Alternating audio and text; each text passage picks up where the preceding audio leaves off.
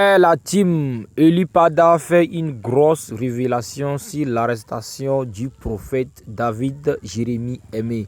Écoutons la vidéo ensemble. Shalom, shalom. Que la paix et la grâce de notre Seigneur Jésus-Christ soient avec vous. Ici, votre serviteur, votre fils et votre frère, prophète Elipada. Que la paix de Dieu soit sur toute la communauté chrétienne. Que la paix de Dieu soit sur la Côte d'Ivoire. Je suis sorti ce soir pour m'adresser à toute la communauté chrétienne, à la Côte d'Ivoire, et également faire connaître l'oracle de Dieu par rapport aux différents événements qui ont eu cours dans notre nation ces 2 derniers jours. Et principalement le départ, sinon le rappel à Dieu de notre papa, notre dévancier, le papa prophète Jean-Marie Domoro. Et le deuxième événement qui a eu lieu il y a de cela, je crois, 2-3 jours, qui concerne l'enlèvement et la torture et la situation en ce moment plus que critique de notre frère prophète David Aimé Jérémie. Je vais commencer par la situation actuelle, parce que je vais dire plutôt la situation la plus délicate. Vous savez, mon cœur est peiné. Peiné parce que la situation de notre frère David Aimé Jérémie est un manque, est une situation qui ne devrait même pas laisser place au silence, qui ne devrait pas laisser place à la peur, qui ne devrait pas laisser place au mutisme, non seulement des Ivoiriens, mais de l'Église. Bien-aimés, bien-aimés. Quand il s'agissait des déguerpis, je suis sorti. Quand il s'agissait de faire connaître la voix de Dieu concernant différentes situations, je suis sorti. Je ne suis pas un homme des réseaux sociaux. Je suis loin de cela. Je me tiens devant le Seigneur, mais la situation qui prévaut m'amène à sortir pour faire connaître la pensée de Dieu, la voix de Dieu. Mais avant, il faille que je me prononce en tant que prophète, c'est-à-dire en tant que frère dans le ministère, en tant que frère dans le Seigneur, également de David Aimé Jérémie. Bien-aimé, je voudrais signaler que je ne connais pas l'homme. Je ne l'ai jamais vu et je ne crois pas non plus qu'il m'ait déjà vu physiquement, à part probablement sur les réseaux sociaux où il m'a vu et où je l'ai vu. Mais nous n'avons eu aucun contact, ni physique, ni d'aucune façon, ni même téléphonique. Jamais ça n'a eu lieu. Lui et moi, nous n'avons jamais parlé. Et quand je dis jamais, c'est jamais. Je ne le connais pas. Il fait ce qu'il a à faire. Il fait ce que Dieu l'a appelé à faire. Je fais ce que Dieu m'a appelé et m'a demandé de faire. Mais ça ne fait pas de nous des opposés. Ça ne fait pas de nous des concurrents. Mais bien au contraire, ça fait de nous des frères d'âme.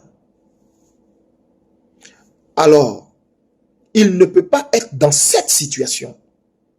Et je vais rester dans le silence sans me prononcer sur ce qui s'est passé. Et par la suite, sans donner la pensée de Dieu sur ce qui s'est passé,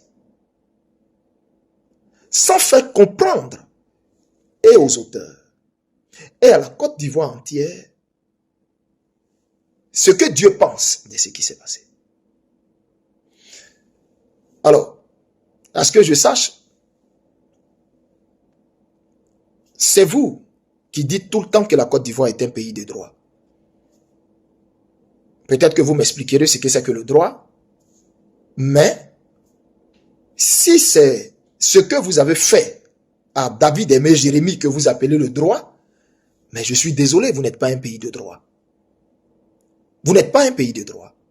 Et c'est ce que le Seigneur a toujours crié. La Côte d'Ivoire est en pleine dictature. La Côte d'Ivoire n'est pas un pays de droit. C'est ce que j'ai toujours dit. La Côte d'Ivoire est en pleine dictature. La Côte d'Ivoire n'est pas un pays de droit. En aucun cas.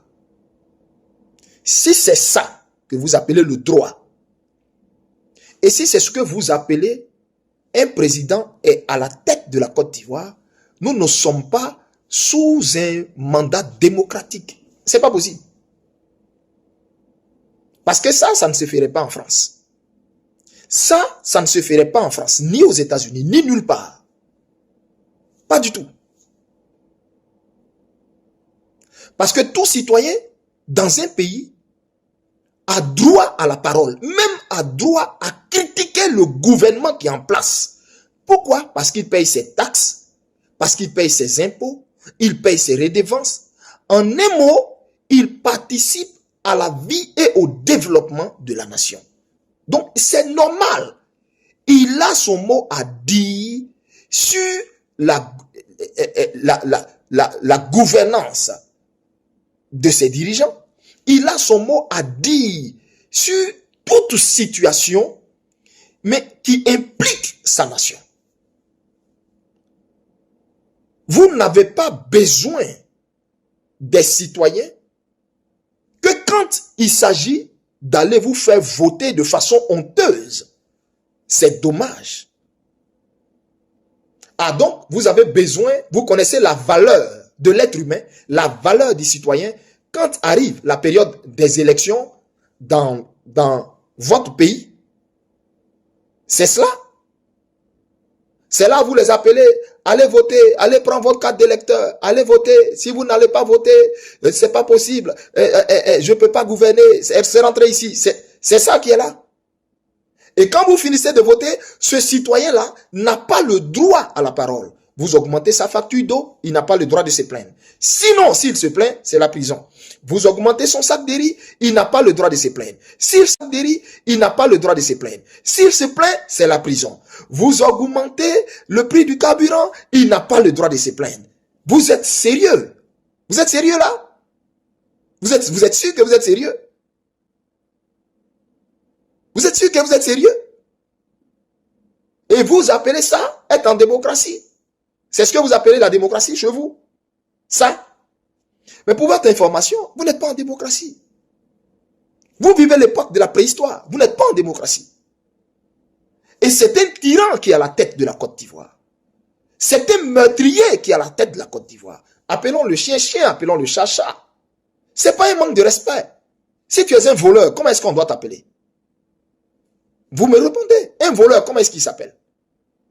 C'est un voleur ou il s'appelle comment? C'est un nageur. Un voleur est un voleur. Un nageur est un nageur. Donc un dictateur est un dictateur. Un tyran est un tyran. Un meurtrier est un meurtrier. Et c'est ce que ce régime est. Et c'est ce que ses actes démontrent. Et c'est ce que sa milice démontre. Malheureusement, c'est David Aimé Jérémie qui en a fait les frais pour la énième fois, après tant d'autres.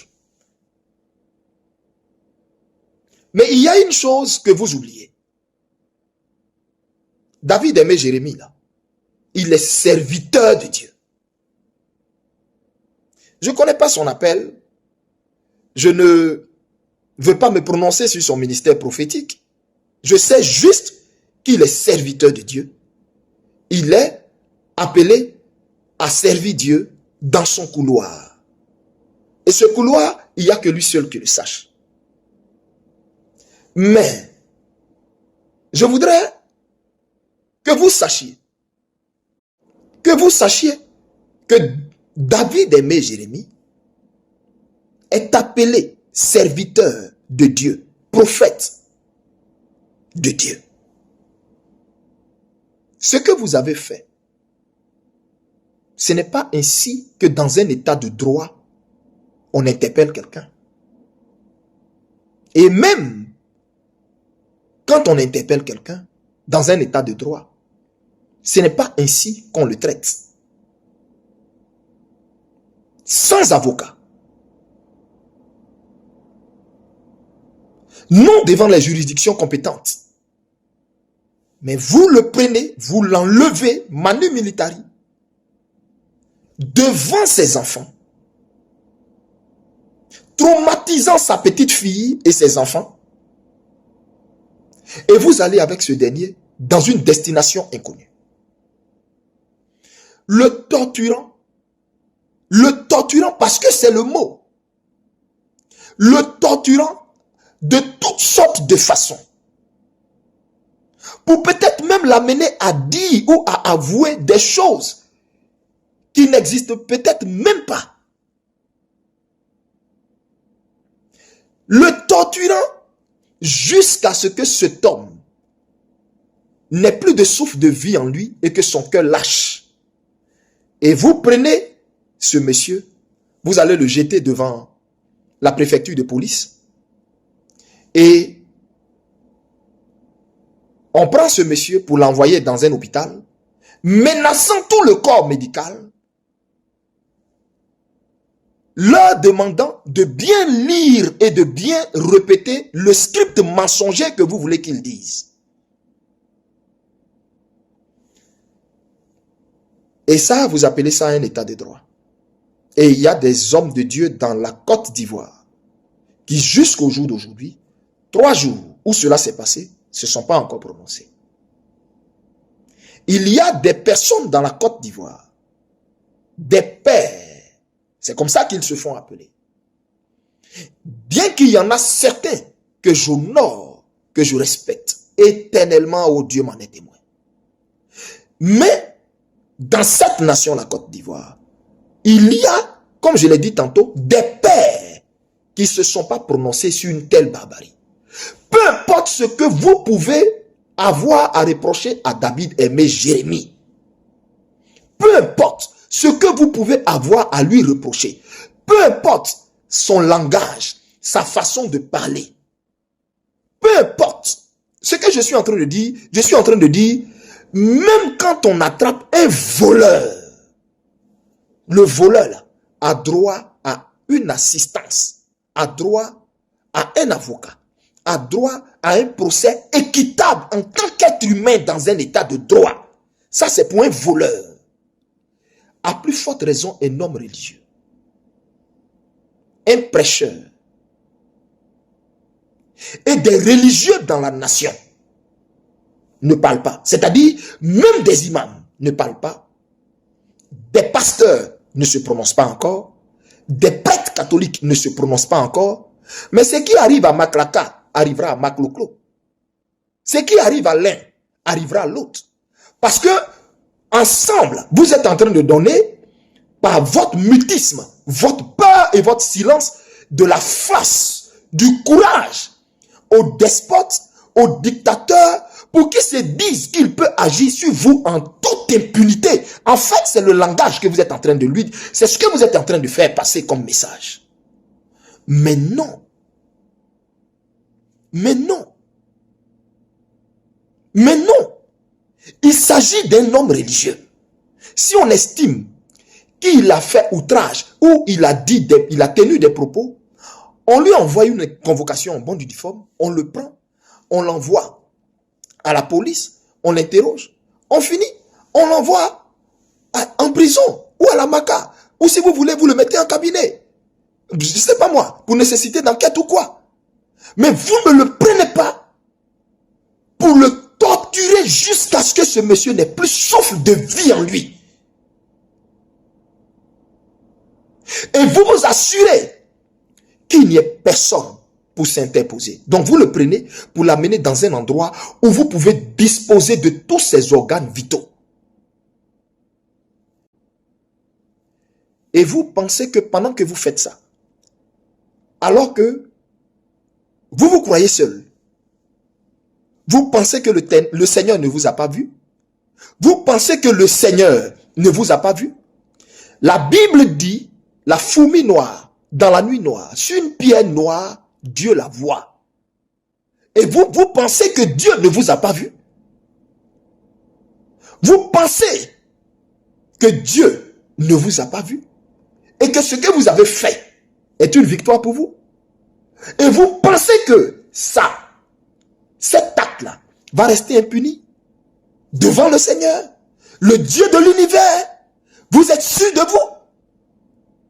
Vous croyez tellement en vos fétiches, vous croyez tellement en vos chamans, mais vous savez, l'histoire est têtue. Vous avez quel fétiche que Pharaon? La sorcellerie que les gens pratiquent dans le monde aujourd'hui, là, les réseaux Illuminati et consorts maçonniques et autres, là, vous croyez que tout ça, ça tire son essence d'où? De l'Égypte ancienne. Donc vous avez quel pouvoir que Pharaon? Mais comment a fini Pharaon devant Moïse et le peuple d'Israël? Dieu est lent à la colère. Il est lent à la colère. Pour quelle raison? Il est lent à la colère pour qu'il n'y ait plus de place à aucune intercession pour vous, comme c'était le cas pour Pharaon. Il a dit à Moïse, c'est moi qui endurcis le cœur de Pharaon. Toi, calme-toi. Je t'ai dit que tu as libéré mon peuple, non. Mais laisse-moi endurcir son cœur parce que avant ça, je vais le frapper de 10 plaies violentes et la 10e, ça sera celle qui va l'achever. Là où Moïse pensait que ça allait se faire rapidement, la libération, Dieu est venu avertir Moïse pour dire, non, calme-toi, c'est moi qui endurcis son cœur, pour que mes oreilles soient sourdes à aucune prière pour cet homme. Et vous avez poussé le vice, vous avez poussé le comble du péché et l'ignominie à son paroxysme. C'est-à-dire, non seulement vous tuez des gens qui vous ont voté, non seulement vous les privez de nourriture, c'est-à-dire ils sont en Côte d'Ivoire, ils ne peuvent pas parler. Le marché de la ménagère est vide, ils ne peuvent pas parler.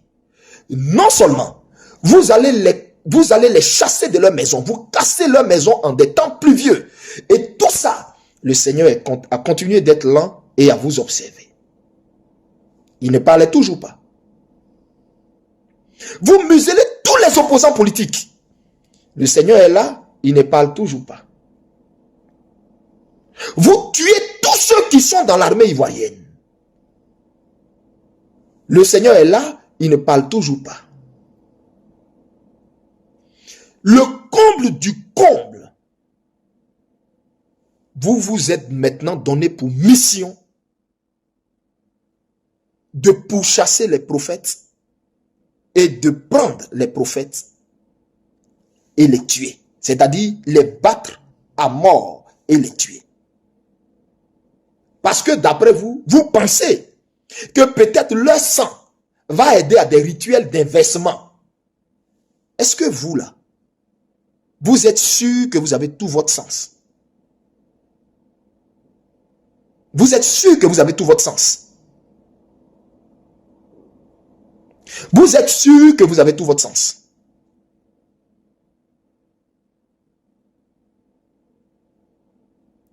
Il y a 4 choses qu'on ne fait pas. Quand on a le pouvoir, je vais vous le dire avant maintenant de vous donner avant de vous donner la pensée de Dieu pour ce que vous avez fait. Écoutez-moi bien. Il y a 4 choses qu'on ne fait pas quand on est un homme de pouvoir. Quand on est un homme de pouvoir, il y a 4 choses qu'il ne faut jamais faire. Écoutez maintenant ce grand secret. La première chose, ne touchez pas aux hommes de Dieu dans une nation. Ne versez pas le sang d'un homme de Dieu dans une nation. Tous vos pasteurs, corrompus, vos pasteurs maçonniques et sorciers qui sont avec vous là, ils vous disent pas ça.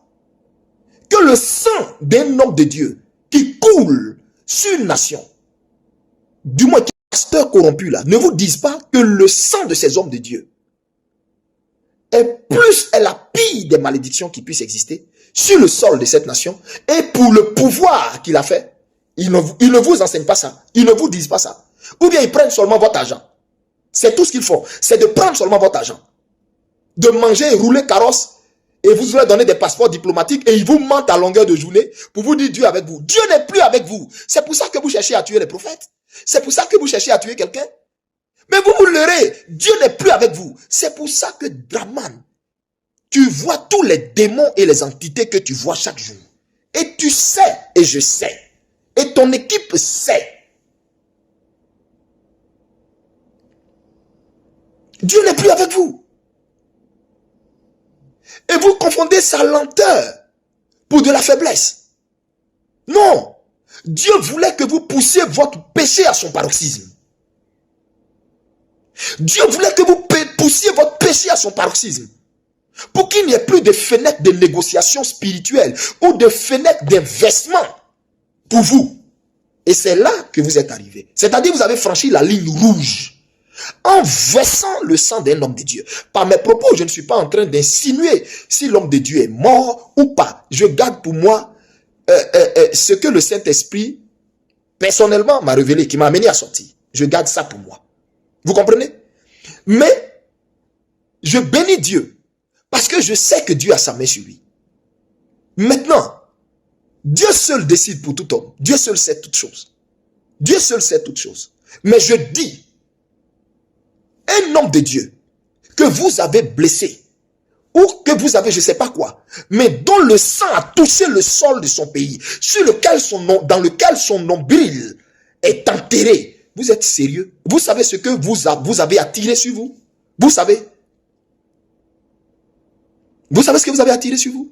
Et vos pasteurs, vos menteurs, vous excitent votre colère. C'est-à-dire, du moins, excite votre... il vous leurre. Ce que vous avez fait est très grave. C'est très grave. C'est très grave. Le Seigneur dit dans sa parole que nul ne touche à mes poings. Ce n'est pas une supplication, hein, ce verset. C'est un impératif, c'est un ordre que Dieu donne à l'humanité. Faites tout, hein, mais que nul ne touche à mes poings. Il y a une ligne qu'il ne faut pas franchir dans la vie. Premier, je vous l'ai dit, les hommes de Dieu. Deuxième, les orphelins. Parce que Dieu dit, je suis le père des orphelins. Troisième, les veuves. Parce que Dieu dit, je suis le mari de la veuve. Quatrième, l'étranger dans un sol, dans un territoire. Quand quelqu'un est étranger dans un pays, arrangez-vous. Arrangez-vous pour ne pas faire du mal à cet étranger. Sinon, vous attirez la malédiction sur toute la nation. Et depuis que vous êtes venu au pouvoir, vous persécutez les étrangers. Or, vous aviez dit que vous veniez au pouvoir pour les mêmes étrangers là. Vous avez versé le sang de certains étrangers dans vos mêmes géoles là. Vous avez versé le sang de certains citoyens et ressortissants étrangers tués que vous avez fait passer d'après vous pour des suicides. En un mot, vous attirez la malédiction chaque jour sur la terre de la Côte d'Ivoire. C'est-à-dire, non seulement cette malédiction va vous balayer de façon imminente vous-même, mais ce qui me fait de la peine, c'est l'après vous. À cause du sang de ce serviteur de Dieu que vous avez versé. Même si c'est juste une égratignure. Je ne suis pas en train d'insinuer s'il est mort ou pas. Je ne veux pas entrer là pour l'instant. Mais vous-même, vous allez finir par dire, qu'en est-il de son cas? Maintenant, je dis, juste pour une simple égratignure d'un sang d'un homme de Dieu qui verse, vous ne savez pas que c'est la pire, c'est le pire des outrages qu'on puisse faire à Dieu. Quand vous avez vos ambassades dans les pays, Est-ce qu'on peut toucher vos ambassadeurs? Même celui qui touche ou qui effleure le mur de l'ambassade d'un pays, il a déclaré la guerre à ce pays. C'est vrai ou c'est faux? C'est vrai ou c'est faux? Vous qui vous dites les hommes de droit, c'est vrai ou c'est faux? Donc je suis en train de vous faire comprendre comprendre la gravité de ce que ce régime a fait. Ils ont un mot familier et fameux, d'après eux. Ça vient vers vous. C'est pas ça? Mais c'est parti vers eux. Et c'est parti dans leurs mains comme une patate chaude. Et ils vont apprécier.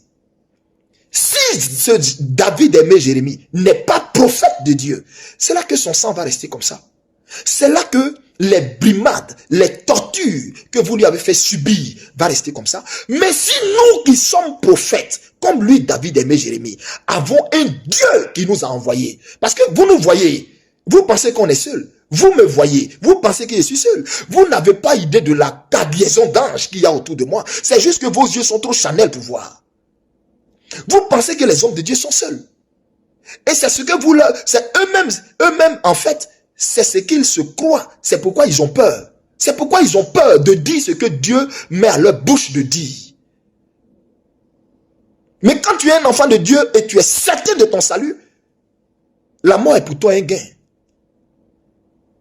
La vérité, tu ne la travertis pas en mensonge. On est dans un pays où pour que quelqu'un soit tranquille, il a 3 conditions. La première, soit de se corrompre et d'être avec vous. C'est-à-dire, de se corrompre et d'être avec vous. C'est-à-dire, tu la fermes, tu manges, tu troques ton ministère pour le mensonge, tu célèbres le mal et l'injustice. Diable. C'est à cette seule condition que les hommes de Dieu de votre pays peuvent avoir la paix. Soit se corrompre. La deuxième chose, soit il part en exil. S'il est en exil, ok, c'est là que il peut peut-être espérer, voilà, continuer de dire ce qu'il a dit. Ou alors la troisième chose, c'est d'aller en prison. Vous êtes sûr que vous êtes vraiment sérieux?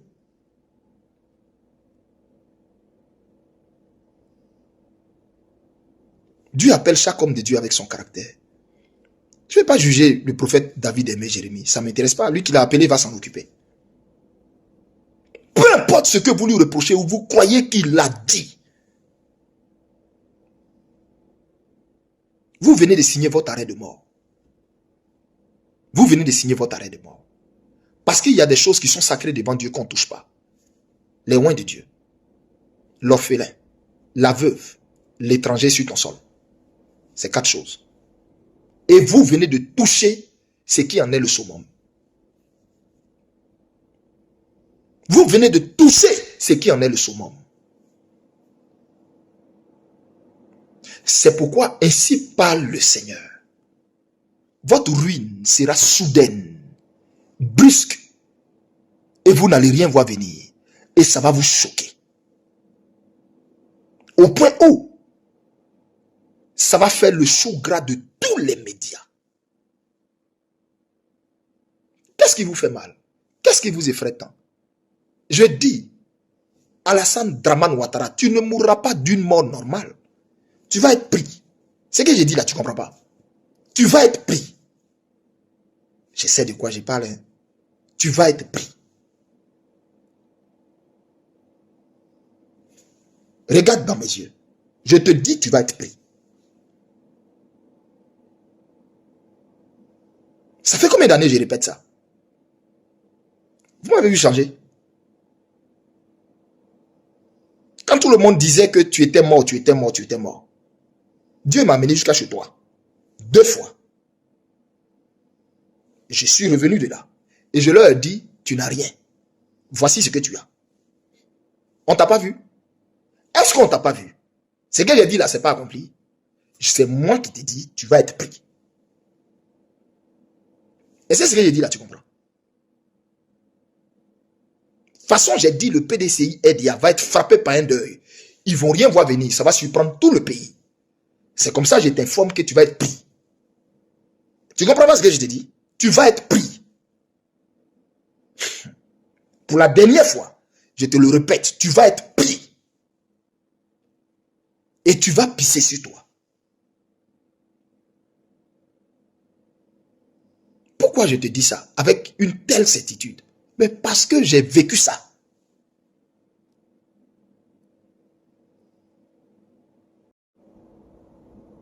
Ivoirien, rassurez-vous, ce monsieur-là, ce que Dieu lui réserve, les gens vont raconter ça dans les histoires, dans les livres d'histoire. Ils vont raconter ça dans les livres d'histoire. Et les gens vont dire, oh, quel malheur. Un homme vieux qui a un certain âge devait être sage, devait avoir du répit dans le mal. Il s'est enfoncé dans le mal. Oh, quel malheur. Aujourd'hui, le voici. Il est assis à terre. Comme cela lui avait été annoncé. Parce qu'ils vont te mettre à terre. Je te répète ça. Ils vont te faire asseoir à terre.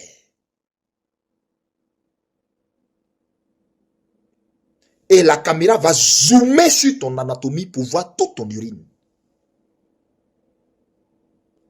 Tellement tu vas trembler de peur devant ceux qui vont te prendre. Tu comprends? Comment tu étais habillé là? J'ai vu. Comment ta femme était habillée? Et puis elle tremblait là? J'ai vu. Comment ton frère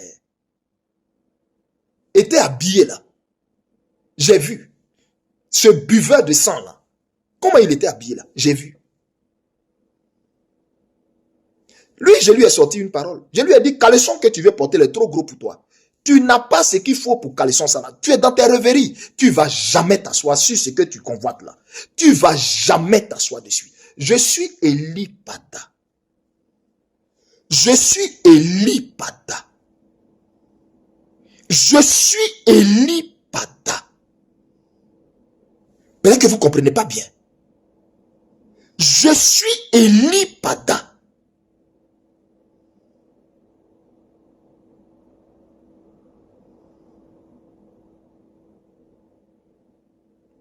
Le sang de Jérémie, les douleurs, ses cris, alors qu'il criait pour dire au secours, au secours. Ah, vous pensiez qu'il n'avait pas eu du secours, ou vous pensiez que le Seigneur n'avait pas entendu. Vous pensiez qu'il n'avait pas entendu. Vous savez, quand Dieu veut faire taire toute forme d'intercession possible pour quelqu'un là, il le pousse à une faute qui est impardonnable. Et c'est ce que vous avez fait là.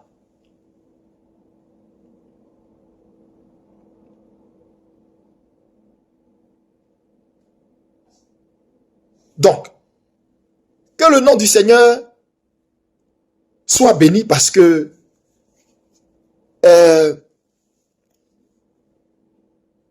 nous avons un Dieu qui est juste et qui venge ses serviteurs. Je voudrais ici apporter mon réconfort à la famille, à l'épouse, aux enfants, à l'église, à l'assemblée de David Aimé Jérémie. Fortifiez-vous et restons dans la prière. Je voudrais également appeler la communauté chrétienne de dénoncer la barbarie qui a eu lieu sur ce frère. Je dis, si on n'est pas d'accord avec quelqu'un, on n'est pas d'accord avec son caractère, ce n'est pas une méthode. Ce n'est pas une méthode. Il n'y a rien qui est éternel. Il n'y a rien qui est éternel. Aucun pouvoir n'est éternel, à part celui du Dieu que Jérémie sert, qui est éternel. Mais il n'y a aucun pouvoir qui est éternel. L'histoire nous l'a démontré. Donc pourquoi vous croyez que le vôtre là, il peut être éternel? C'est un non-sens. Assoyons-nous et puis regardons. Vous comprenez? Alors donc, je voudrais dire aux Ivoiriens,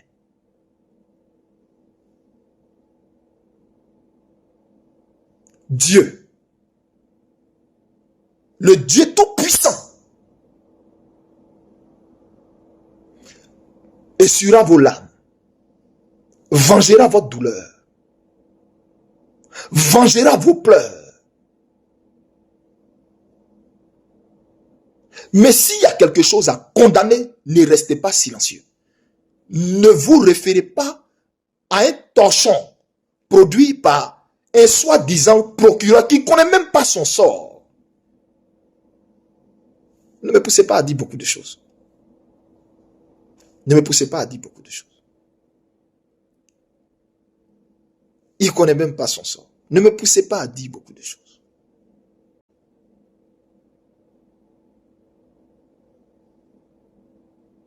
Donc, ne vous référez pas aux propos de quelqu'un pour rester dans un mutisme. Et puis ne pas décrier ce qui s'est fait. Concernant un pasteur, j'ai dit, même s'il y a beaucoup de choses peut-être à reprocher à l'homme, si vous estimez, parce que moi j'ai rien à lui reprocher, je ne sais pas son couloir d'appel, c'est à Dieu à qui il rendra compte. Je ne cherche pas à savoir, je ne cherche pas à entrer dedans. Je ne cherche pas à entrer dedans. Je laisse ceux qui ont l'art de juger. Je ne juge personne. Parce que moi, vous me jugez déjà sur mon apparence, sur quoi. C'est Dieu qui sait qui est de lui. Et bref, donc moi, je n'entre pas dans ça. Mais cet homme de Dieu-là, vous qui êtes sur Internet, qui riez, en fait, vous condamnez votre famille. Vous condamnez votre famille sur 4 générations. Même s'il a dit quelque chose sur toi qui t'a fait mal, ne te réjouis pas de ce qui lui est arrivé. Parce que la Bible dit, le Seigneur le dit dans sa parole, ne t'assieds pas en compagnie des moqueurs. Et tu sais que il est écrit dans la parole que quand Dieu châtie quelqu'un qui est mauvais, le méchant, et que tu te moques de lui, prends garde à toi, que Dieu n'ait compassion du méchant pour se retourner contre toi qui se moque. À plus forte raison, un serviteur de Dieu. Donc faites très attention, vous vous maudissez sur les réseaux sociaux. Si quelque part tu t'es réjoui parce que tu as dit, il a dit ceci de moi, ou il a ou il a tenu tel. Non. Je dis bien, aucun homme de Dieu n'est parfait. Donc l'homme de Dieu n'est pas parfait. Est-ce qu'il y a des choses à redire le concernant? Dieu seul sait. On se comprend? L'homme n'est pas parfait. La preuve, toi-même, tu n'es pas parfaite. Tu n'es pas parfait. On est d'accord? C'est comme ça, il n'est pas parfait. Il n'aurait peut-être pas dû faire ou dire ou quoi. Ce qu'il a fait comme tu le penses, c'est toi qui vois. Mais je vais juste te dire, l'homme n'est pas parfait. Dieu n'a pas appelé un homme parfait. Dieu a appelé un homme avec ses défauts. Et c'est lui qui parfait toutes choses. Est-ce qu'il est un homme de Dieu? Oui. Alors, abstiens-toi de te réjouir de ce qui lui est arrivé. Tu as maudit ta famille. C'est moi, Eli Pada, qui te dit ça. Il faut écrire, puis tu vas garder ça. De la même façon qu'il dit, Ouattara va être pris là. Vous avez ri de moi. Vous avez raconté plein de choses. Oh, faux prophète, oh, faux prophète. On saura. Dieu dira, si je ne viens pas de lui, si je ne parle pas en son nom, Dieu le dira. À lui seul soit toute la gloire. Je ne cherche rien pour moi. Tout pour Jésus-Christ. Mais il me fallait me prononcer sur ce qui s'est passé. S'il y a des hommes de Dieu dans le pays qui ne peuvent pas sortir pour dénoncer ça, qui ne peuvent pas sortir, et je m'adresse à vous, les frères, les collègues, les pasteurs, les pères, sortez, ne vous limitez pas qu'au stylo, sortez pour condamner ça.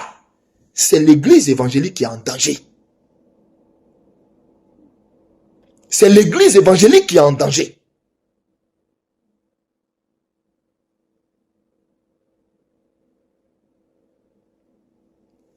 Je vous annonce aujourd'hui, la fin de ce régime. Je vous l'ai déjà dit. La seule chose que je ne vous ai pas dit, c'est la période, c'est la date. C'est pas vrai? C'est la date, je ne vous ai pas dit. D'accord. Je vous dis, l'Éternel, le Dieu des esprits des prophètes, qui les a poussés à prendre un prophète, à lui faire ce qu'ils ont fait, à verser son sang, à le mettre dans un état végétatif. Regardez de vos 2 yeux, vous allez apprécier ce que Dieu va faire. Que Madame David Aimé Jérémie, sa famille biologique, ses fidèles, ses enfants biologiques, soyez fortifiés. Vous avez tout mon soutien. Et j'appelle la communauté évangélique à les soutenir financièrement. Les églises qui peuvent faire des offrandes le dimanche lors de leur culte, pour se rendre à Abobo dans l'église de l'homme de Dieu, ou même à aller voir sa femme, pour donner ça à sa femme, pour exprimer votre soutien, vu qu'ils ont cassé leur maison, faites-le. Vous tous qui pouvez apporter votre soutien à sa femme, à ses enfants, faites-le. Faites-le. Je sais de quoi je vous parle. Faites-le. Que toute l'église comprenne ça. Faites-le. Que Dieu vous bénisse. Mais le régime Ouattara vient de sonner sa fin.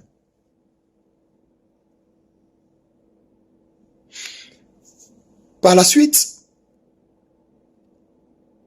nous avons appris le départ vers le Seigneur de notre papa, le patriarche. Je vais l'appeler comme ça. Jean-Marie Domoro. Quel grand homme. Je l'ai suivi de loin. Dans ma plus jeune enfance, je l'ai suivi de loin. J'ai entendu ses exploits dans le Seigneur. De loin. Les récits incroyables de ce que Dieu faisait avec lui. J'honore la mémoire de ce grand homme. Normalement, si le régime de Alassane Dramane Ouattara, qui est torturé chaque nuit par des démons, là, si Alassane Ouattara était, c'est-à-dire s'il avait un peu de sagesse en lui. Vous savez, quand Dieu se retire de quelqu'un, comme il s'est retiré de Saül, tout ce qu'il fait là, c'est la folie, c'est la panique, c'est la peur.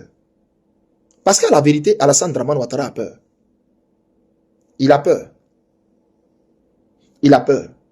Parce qu'il sait la prophétie qui est sur lui, la sentence que Dieu lui réserve. Il le sait. Alassane Dramane Ouattara a peur. Il a peur. Son régime a peur. Ce que vous voyez là, c'est l'expression criante d'un régime aux abois. Un régime qui n'a pas, c'est-à-dire qui n'a pas les cartes en main. Un régime qui a peur. Un régime qui n'a pas peur. Qui n'a pas peur là.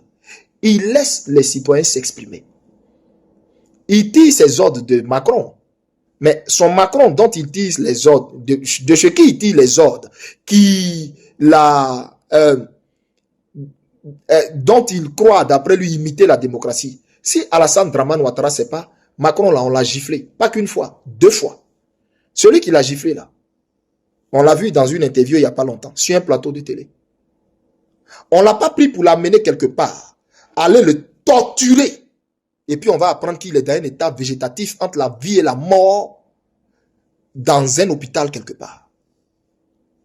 La démocratie que vous voulez, d'après vous, vous mentez à vous pour croire que vous êtes un régime démocratique là.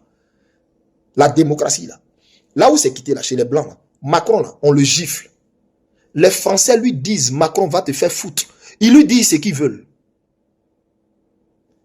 Un chef d'État n'est pas un dieu. C'est le peuple qui t'a donné le mandat que tu crois avoir là. C'est le peuple.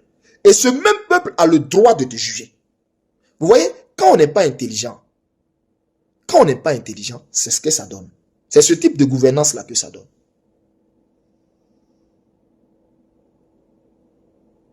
C'est ce type de gouvernance là que ça donne. Empêcher les gens d'avoir la liberté de critiquer, de dire ce qu'ils pensent de ta gouvernance. C'est quelqu'un qui a peur. Si tu n'as pas peur, tu ne vas pas avoir peur de la critique. Si tu es serein, tu ne vas pas avoir peur de la critique. Le respect là, le respect, on le mérite. Il s'acquiert. Non par la force, non par la violence. Le respect, on l'a par les valeurs qu'on incarne. Par les valeurs morales qu'on a. C'est ça qui amène les gens à te donner du respect. C'est pas par tes muscles. Et donc la démocratie, là, c'est être capable de dire librement ce que tu as envie de dire. Si c'est pour ça que vous avez fait ça à David Aimé Jérémie, je le répète, vous êtes un régime dictatorial. Maintenant, en ce moment, l'église évangélique a perdu un général, un patriarche, un pionnier du réveil dans notre nation après Kakou. Donc,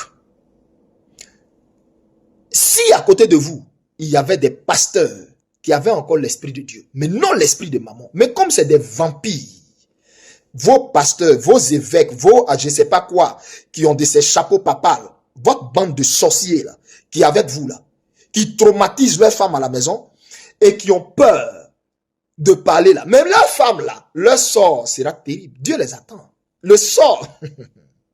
Bref, je reviens à ce que je dis. Je reviens à ce que je dis. Quoique Dieu m'a dit beaucoup de choses. Mais je reviens à ce que je disais. Écoutez-moi ici. Si ces hommes de Dieu avaient encore l'esprit de Dieu, ils allaient dire à ce régime, on a perdu un général, Jean-Marie Domoro. Cherchons à comprendre son départ à Dieu là. Cache quel message spirituel pour notre pays en ces temps-là, à quelques jours de l'indépendance, ce départ de l'homme de Dieu. On ne parle pas de n'importe qui. On parle d'un pionnier du réveil. On parle d'un grand intercesseur, un homme de prière qui est parti. Il y avait un message derrière ça. Il était le dernier de la lignée de l'onction de Kakou qui est parti. Écoutez-moi bien. Le dernier de la lignée de l'onction de Kakou qui est parti.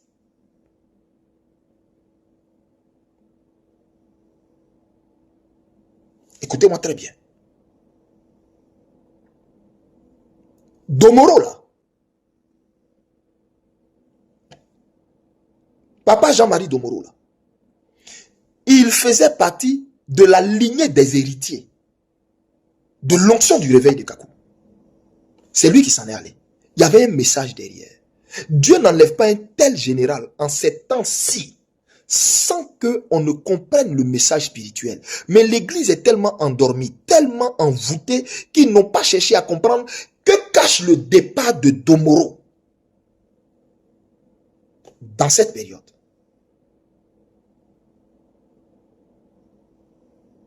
Ça veut dire une page, un cycle, c'est fermé. Le départ de Domoro là, c'est un cycle, une onction, un manteau, le manteau, la grâce de Kakou, c'est fermé. Il y a une nouvelle, il y a un nouveau manteau qui va prendre place sur la Côte d'Ivoire. Il y a une nouvelle ère qui va arriver sur la Côte d'Ivoire. Et avec lui, un réveil monumental qui va bouleverser toute l'Afrique. Même le Nigeria n'a pas connu ça. Ce qui arrive. Même le Nigeria d'Idaoussa et de Papa Chriso Yakilome, ils n'ont pas connu pareil réveil qui arrive en Côte d'Ivoire. Donc, il y a un langage spirituel sur le départ de Domoro. Maintenant, parce que Papa Domoro avait lui-même, dans l'époque de sa maladie, eu des expériences, des visitations, et Dieu lui avait montré le dernier réveil, et il croyait qu'il allait faire partie de ce dernier réveil. Il espérait même qu'il allait faire partie de ce dernier réveil. Or, vous savez, notre Dieu cache toujours les choses. Dieu ne lui a pas montré qu'il ne ferait pas partie de ce dernier réveil. Parce que c'est à une nouvelle génération que le flambeau a été passé. Et cette nouvelle génération-là, alors que l'église est en train de pleurer le départ de Papa Domoro, les postes par-ci par-là, sur le départ de Papa Domoro, le gouvernement despote d'Abidjan s'en va prendre un pasteur. C'est-à-dire, ils n'ont même pas respecté la mémoire de cet illustre serviteur de Dieu qui est parti. Et l'église est muette. Ça veut dire que si je touche du bois, ce n'est pas le cas. Ça veut dire que si on apprenait le départ d'un autre général ou d'un patriarche, pendant qu'on le pleure, vous êtes capable d'aller faire ça à un homme de Dieu? c'est une insulte à l'endroit de toute la corporation religieuse. De toute la corporation religieuse. Là où il y a un mort, on dépose d'abord la hache de guerre. On finit de pleurer le mort. On finit de l'enterrer. Et s'il y a lieu, là où il y a un mort, on finit de pleurer le mort. On finit de l'enterrer. Et s'il y a lieu de faire ce qu'il y a à faire ou de régler ce qu'il y a à régler, on le règle. Mais dans le mois où l'homme de Dieu est parti, à moins de 2-3 jours, et puis on fait ça, pas à un pasteur ou à n'importe qui, mais à un prophète, comme l'onction prophétique qui s'est refermée, qui s'en est allé.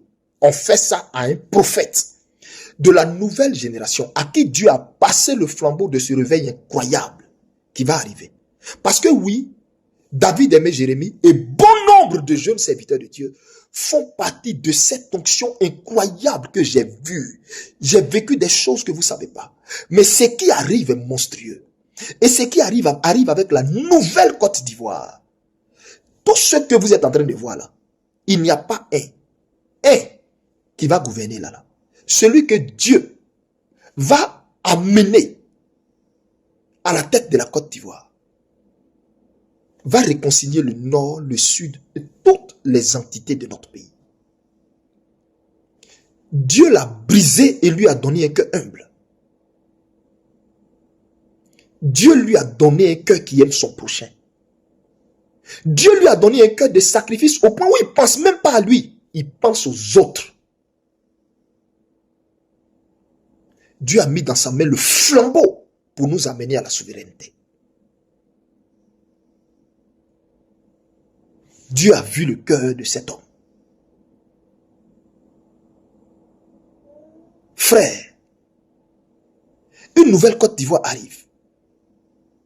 Avec de nouveaux dirigeants, une nouvelle onction. Et c'est dans cette veine, vous versez le sang d'un prophète sur la nation. Dieu m'a dit, il y a des actions à poser pour que après le départ de ce régime moribond là, le sang qui a été versé de cet homme de Dieu sur la nation n'écrit pas et ne rend pas la terre de la Côte d'Ivoire infertile. En temps, la Côte d'Ivoire est censée entrer dans une gloire. Mais une gloire économique, une gloire terrible à tous les niveaux. Et c'est là que Draman trouve le moyen de maudire la terre de la Côte d'Ivoire avec le sang d'un oint. Même s'il a été blessé et qu'il n'est pas mort, comme eux ils le disent. Toujours est-il que quand on le torturait, son sang est versé sur le sol. Pendant que nous pleurons le départ de Jean-Marie Domoro. Je voudrais saluer la mémoire de ce grand homme parce que Papa Jean-Marie Domoro, de là où tu es, auprès du Seigneur, je voudrais saluer ton héritage. Dieu est avec toi. Parce que c'est juste après ta mort que ce régime a commis cette bêtise qu'il n'aurait pas dû commettre. Tu es un vrai serviteur de Dieu. Papa Jean-Marie Domoro, tu es un vrai serviteur de Dieu. Sois salué depuis les cieux où tu te trouves. Que Dieu fortifie ton épouse. Que Dieu fortifie Mommy. Que Dieu la fortifie. Que Dieu fortifie tes filles, tes fils biologiques. Que Dieu leur donne de ne jamais mendier leur pain. Pour tout ce que tu as fait. Pour le fait que de loin tu m'as impacté. Je t'ai ni approché ni de près. Mais de loin, j'ai entendu beaucoup de choses. C'est vous qui nous avez donné envie de servir Dieu. Papa Kakou, toi, plein de pères qui nous avaient donné envie de servir Dieu. Que Dieu te bénisse. Et je salue ton héritage. Peuple de Dieu, c'était ce que j'avais à vous dire. De vos yeux, vous verrez la rétribution des méchants. Et je vous le dis,